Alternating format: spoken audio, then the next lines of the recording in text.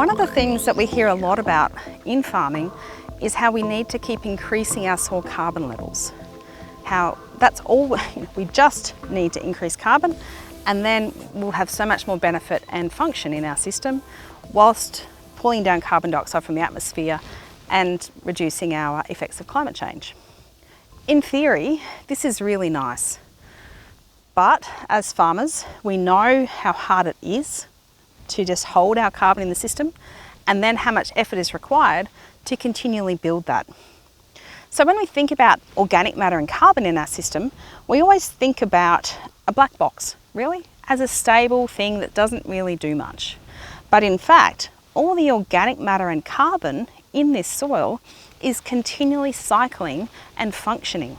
So if we think about it, every time we release nitrogen from these fabas into our organic matter and then through to the subsequent crop, that actually results in the building of organic matter and then in the depletion as that nitrogen is extracted again for the subsequent crop.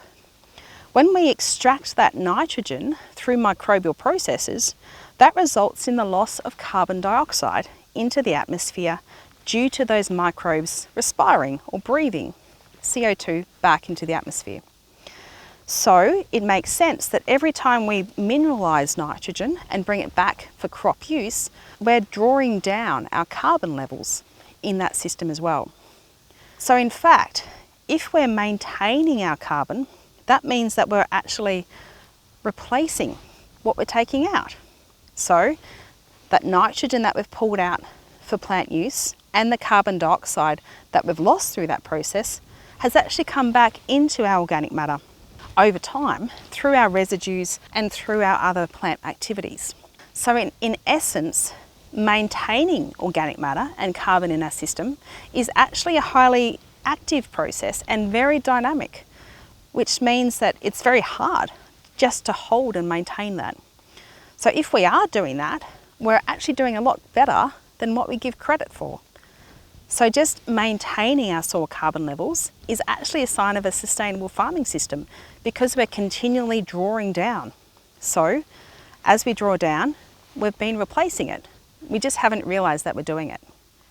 And so then when we look at increasing soil carbon levels, not only do we need to maintain all the inputs into the system that's required to just maintain that, to increase it means that we have to do so much more, which means that where our energy and inputs have to continually increase on that. And then as we do new things and increase our biomass and residue inputs in to lift our organic matter, we need to maintain that new activity in order to hold that increased level of soil carbon. If we do something in the short term and then don't continue with that, over time our carbon levels will deplete. When we look at the amount of organic matter that we can put into our system and hold, that's really a function of our environment and our climate. So in areas with a higher rainfall, which then relates to higher biomass inputs, we can hold more carbon in that system. In our lower rainfall environments, we have lower biomass inputs, which means we can hold less. And then our soil type has a really big impact on how much carbon and organic matter we can hold.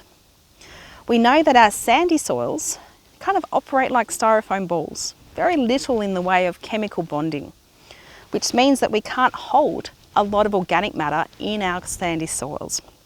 And if we want to, we have to continually put higher biomass inputs into those. However, our clay soils are really nice at holding organic matter because they can chemically bond with that organic matter and carbon compounds onto those clay minerals. So our clay soils have a natural ability to hold more carbon than what our sandy soils do. So the key message is anytime we're looking at what our targets or goals are with our organic matter and carbon, we need to consider our ability to put biomass into that system, what our environment looks like in terms of climate and rainfall, and what the soil type is that we're dealing with.